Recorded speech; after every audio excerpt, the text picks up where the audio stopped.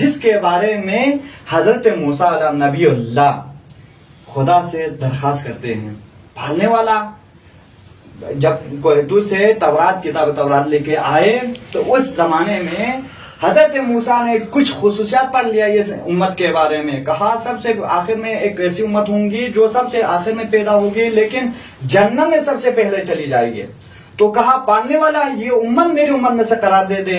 تو خالق عز و جل نے کہا موسیٰ یہ امت تمہاری امت میں سے نہیں بلکہ یہ امت ہوگی میرے محمد مصطفیٰ کی امت میں سے ہوگی. ایک دوسرا جو چھوڑ کے آخری جو بات کی طرف آ رہا ہوں، تیسرا جو مہم جو چیز ہے میں آپ کی طرف جو موضوع کی طرف لے آ رہا ہوں وہ یہ ہے خالق الانبیاء حضرت موسیٰ نے دیکھا جو بھی نیت کرتا ہے نا، ایک امت ایسی ہوگی جو نیت کرتے ہی اس کے نامہ اعمال میں ثواب لکھ دیا جائے گا. اگر آپ آج بالفرض ہم اور آپ نے نیت کیا توبہ کریں گے، آج ہم اور آپ نے نیت کیا کسی غریب فقیر کو ہم کچھ صدقات دیں گے، خیرات دیں گے، ٹھیک ہے، تو ہم نے جیسے ہی نیت کیا نا خالق الانبیاء تیرے ہم اور آپ کے نامہ اعمال میں لکھ دے گا ایک ثواب.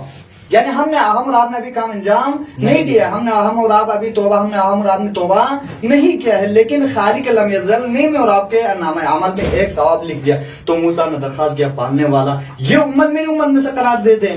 تو خالق الانبیاء نے کہا موسیٰ یہ تمہاری امت میں سے نہیں ہوگا، یہ بھی میرے محمد کی امت میں سے ہوگی. تو کہا پالنے والا ٹھیک ہے یہ بھی تمہارے محمد کی امت میں سے ہو گئی.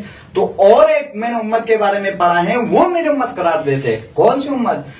جو نیکی کرتے ہی ہیں، نیکی کی نیت کرے تو اس کو 1 اجر دیا جاتا ہے. جب وہ نیکی انجام دیتا ہے نا تو اس کے لیے 1 کے بدلے 10 اجر لکھا جاتا ہے اس کے نامہ اعمال پہ. تو کہا پالنے والا ہے وہ میری امت میں سے قرار دے دے. تو کہا وہ بھی میرے محمد کی امت میں سے ہوگا. تو حضرت موسیٰ نے کیا ہے ہم اور آپ کی اس امت کے بارے میں درخواست کیا، لیکن اور اسی طرح بالفرض کوئی گناہ انجام دیتا ہے تو خالق الانبیاء اس کے نامہ اعمال پہ جب نیت کرتا ہے نا، ثواب کی نیت کرتا تھا تو اس کے نامہ اعمال پہ ثواب لکھ دیا جاتا ہے. لیکن اب وہ گناہ کی نیت کرتا ہے، کسی بری چیز کی نیت کرتا ہے تو اس کا نامہ اعمال پہ لکھا نہیں جاتا ہے. خالق الانبیاء پھر بھی انتظار کرتا ہے شاید یہ گناہ کرنے تک باز آ جائے اپنی زندگی سے، اپنے جو برا کام جس کے بارے میں طرف یہ جا رہا ہے اس پہ باز آ جائے. پھر بھی نہیں لکھتا ہے. لیکن جب گناہ کرتا ہے تو اس کے نامہ اعمال پہ ایک گناہ کا 1 سزا لکھا جاتا ہے.